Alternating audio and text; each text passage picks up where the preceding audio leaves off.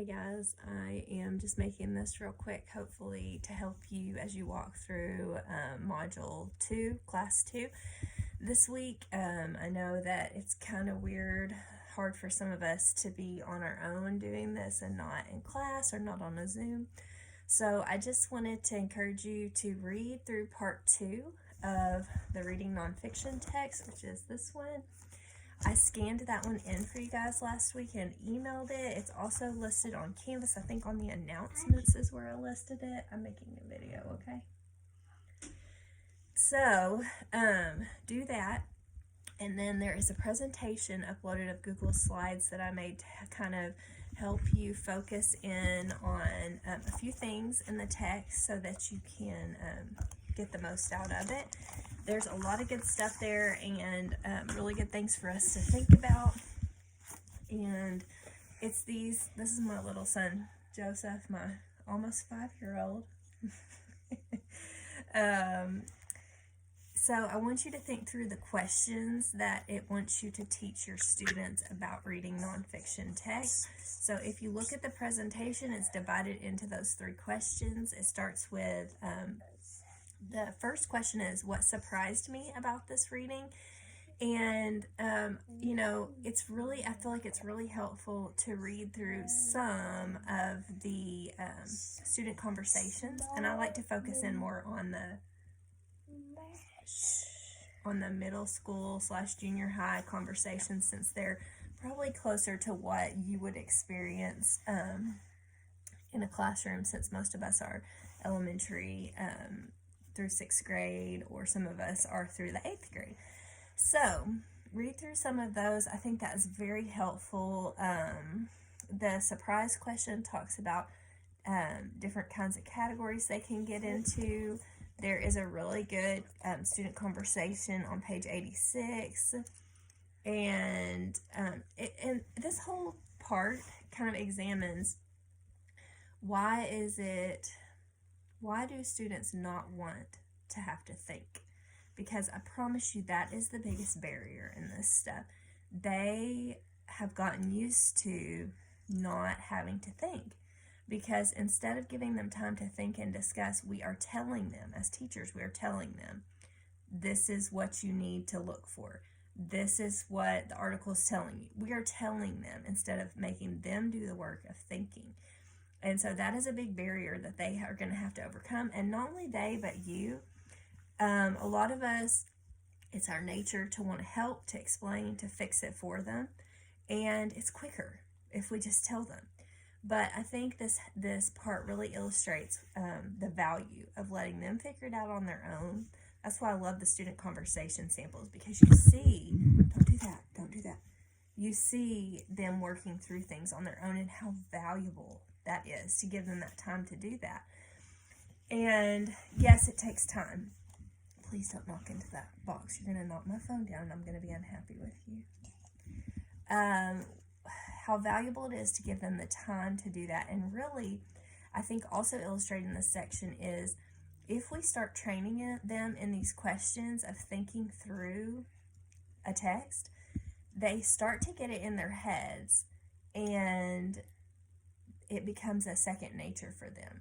So we don't have to spend hours and hours and hours and hours doing this. Once we get them started on it, and then we refer back to those touch point lessons where we taught it, where we modeled it, where we gave guided practice on it, they remember and they will do it again. And now that doesn't mean that they don't need more prompting or you reminding them, look, you got to do this work. You got to think, That's not what it means. It means that if they've already been taught to do it, it's in their heads and you can touch point back to it, okay? The second question... and I do like how they address the what surprised you with younger kids at the end of that section. Please stop. Sorry. They said the little kids are so excited. They want to tell every little thing surprises them. So they learned to read through the whole thing first with the younger kids and then talk about what surprised them the most. So that's kind of cute. Question 2 was, what did the author think I already knew? And I do love about this one how for our older struggling readers, upper elementary school and older, especially, this question is a life raft for them because it takes some of the pressure off of themselves, them thinking inside their head, I don't know what he's talking about. I don't know what this author means. I've never heard of these terms before. I must be dumb. I must not be a good reader. I must not be a good student. They think that inside their heads. And this question takes some of that pressure off. They can relax and say, it's the author's fault. The author assumed that I knew this. The author assumed that I understood these terms, and I don't. That doesn't mean that they say, oh, well, he thought I knew this, and I don't, so oh, well. This is where we teach them how to fix those problems when the author assumes you know something that you don't know. I love how it says that because our older readers that are struggling, they need those lifelines. They need to know that it's not that they're a failure. It's not that they're dumb, that they don't know these things. It's just that somebody assumed they knew something that they don't know yet, and that they can find that out. So I love that one. There's different types of problems that the author assumed that you knew something and you didn't. So read through those. There's some questions at the end of each section that you might have, and them kind of trying to answer those. So those are also valuable, especially if you relate to some of those questions. Question 3 was, what challenge changed or confirmed what I already knew? And this is talking about helping students get a mindset of it's okay to change my thinking. It's okay to modify. It's okay to have a big change in thinking. And then it shows some things we should emphasize when we're teaching, like we are reading nonfiction to learn something.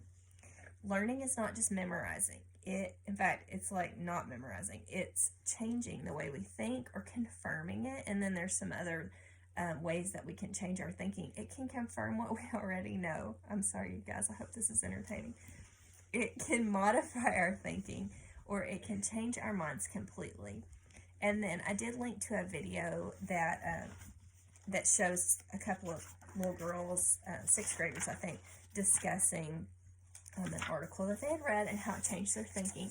There is a QR code for that on page 105 in the text. If you just want to scan it with your phone, you may have to set up an account for your textbook to be able to view their videos, but I'm planning to use those, so go ahead and set up an account with that, so that it should be free, so that you can access those videos whenever we show them, because that can just add to our understanding of what does this look like in the classroom. Okay, then I also wanted to tell you that I did post on Canvas mini lesson template, like I said that I would last week.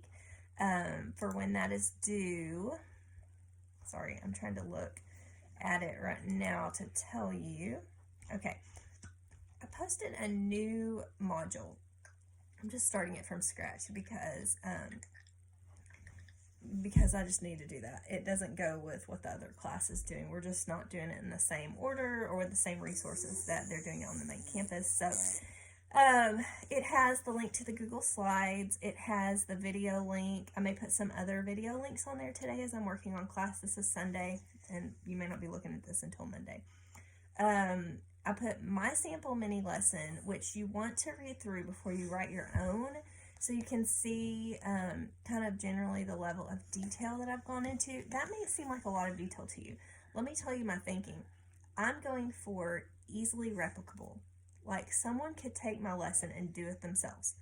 I would do a lot more talking than what I list in that lesson plan. I'm only putting essential stuff in there, and some of that stuff may not be essential. Sometimes I'm just thinking through it on the paper. He's sweet.